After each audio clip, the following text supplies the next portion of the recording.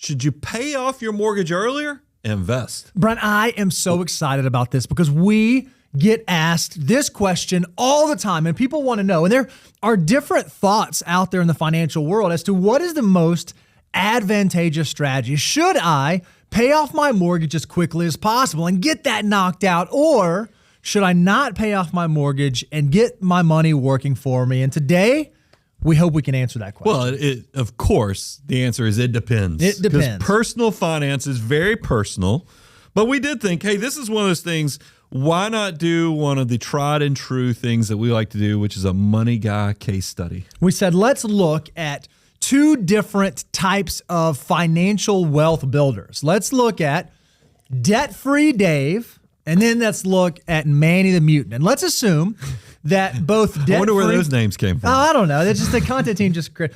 let's assume that they're both 30 years old. They're both going to have a $500,000 mortgage. They're both going to do a 30-year fixed mortgage. And we went ahead and assumed, we looked at the average the average mortgage rate over the last number of years at about 5.3%, right? Which, by the way, is still a good bit lower than if you walked in off the street right now. You're not getting a 5.3, but we figured exactly we'd go right. in between. So if we just look at the principal and interest payments, the monthly payment for each of them would be $2,768. But they're each going to employ different strategies. Debt-free Dave is going to pay an extra $1,000 per month every month on his mortgage. So he's going to pay $3,768 every single month. And then once that mortgage is paid off, he's going to invest all of the remaining, because people make this argument, man, if I get my debt paid off quickly, I will have more to invest. So once his mortgage is completely paid off, he's going to invest $3,768 per month all the way till the end of the 30-year period. But then we have Manny. And Manny says, you know what, I'm at a 5.3% interest rate, but I'm young and I believe that my money can work for me. So instead of paying $1,000 extra on my mortgage, I'm going to begin investing $1,000 every single month. And since Manny is 30 years old, we believe that Manny over the long term could receive about a 9% rate of return based on our wealth multiplier assumption. So there's the case. There's the two that are laid out. Now, Brian, when you look at these two, do you think to yourself, man, I'd rather be debt-free Dave or I'd rather be Manny the Mutant? Well, I mean, I think there's several things to pay attention to. We've done the math, and we're going to show this deeper in the illustration. It is interesting that debt-free Dave will have this house paid off at 16 and a half years. 16.5 years. So there's going to be 13 and a half years he's going to be able to throw the kitchen sink at investing. Mm-hmm. What I will be curious, and I know the answer, but I'm just going ahead and laying the groundwork, is that, yes, it is great that you get to 100% now throw that money towards investing, but people often underestimate the power of the time. Mm-hmm. That compounding growth of just putting a little bit of today for tomorrow in deferred gratification is something pretty powerful. And that's what I like about these case studies. And realize we used 5.3%. Mm-hmm. There's an argument that if we just backtrack 3 to 4 years ago, the majority of mortgages are well under 4%. That's right. So when we show you the spread between what debt-free Dave and Manny the Mutant, we have gone conservative. Mm-hmm. We could have really just juiced it up, totally made this thing an exclamation mark, but we were trying to be as generous as possible. With that, I'll let you kind of walk through what happens after 30 years. Yeah, so when we fast forward 30 years in the future, both Dave and Manny have a fully paid for home. So that is the same in both situations. However, when you compare their portfolio values, Dave has built up a portfolio of $1 million. Remember, he was not saving for that first 16 and a half years, and then he began saving $3,700 every single month for the remainder, which is still an impressive feat, and building up $1 million portfolio is awesome. However, when you look at Manny and you look at the fact that he let his money work for a longer period of time, his portfolio is actually able to grow to $1.8 million. That's an $800,000 difference from what Dave was able to do. And remember, this is my point is that we used 5.3%. There's many of you, and I've talked to you, you're debt crusaders, and you were in your early 30s paying off 3% mortgage rates. Mm-hmm. This could be $1 million difference in the long term. And I think that's something that everybody should be aware of. But I hear you, a lot of you are like, yeah, but it's about the mindset and most people to spend. I agree. There's a majority of Americans don't have discipline and probably just you're going to be successful if you just focus on the debt and pay it off.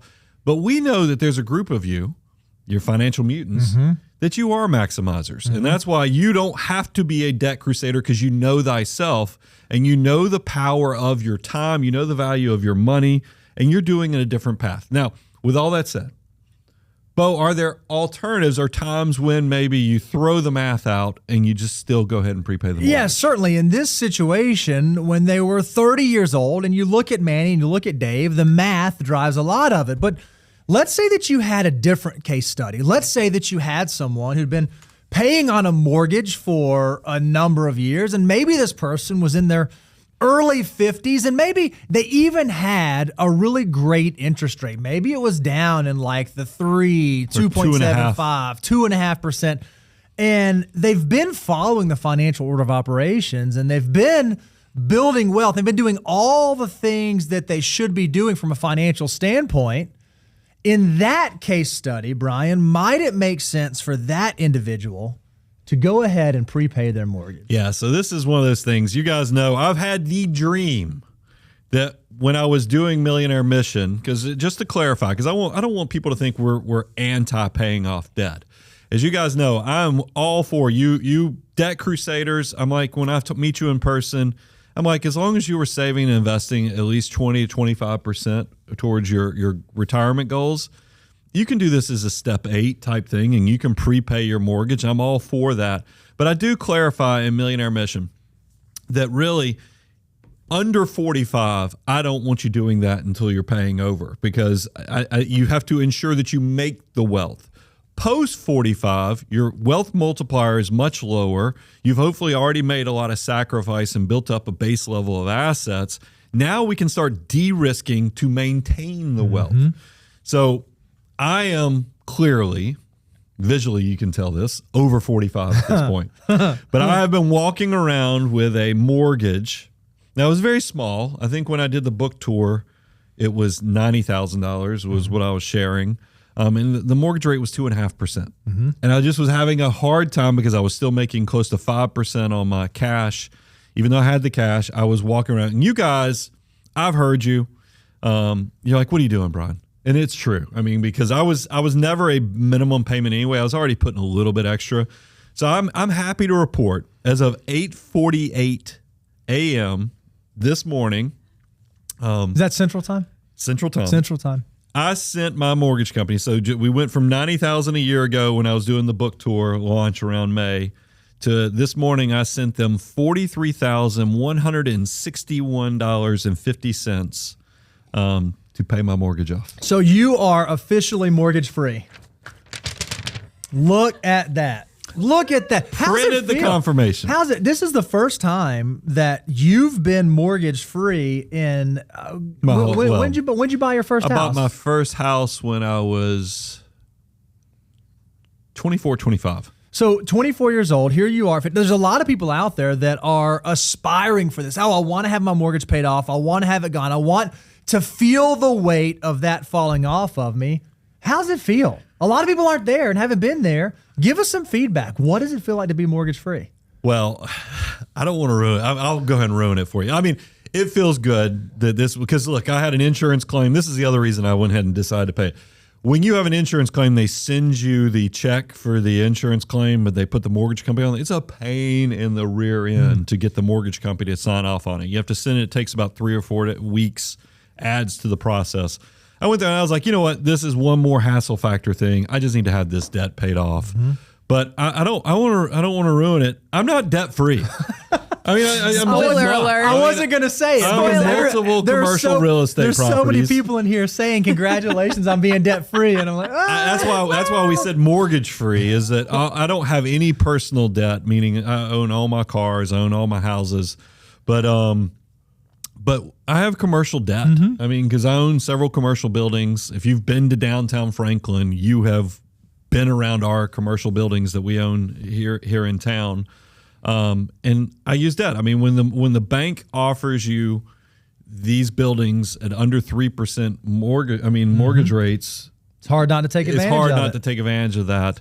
And so I'll continue to, and I think that's probably a lesson for all of my financial mutants is, look, I think it's great to de-risk and do all these other things, but also is you can understand what debt is as a tool, you're going to be okay as long as you don't get too far out on the leverage spectrum. And nothing I have done has made me feel uncomfortable with where we are from a leverage, levered debt standpoint. Sure. That's the wonderful world of finance. And we do a lot of React content where we'll have people out here who tell you that levered debt is the secret to all things of success. And then we've got debt crusaders on the far left when we've reacted to who are saying no debt, just teetotal and stay away from it. I'm here to tell you there's a better way to do money. And we try to give you both the behavioral stuff, but also the analytical stuff so you can land in that nice Goldilocks center to really stick the personal in personal finance. I love it.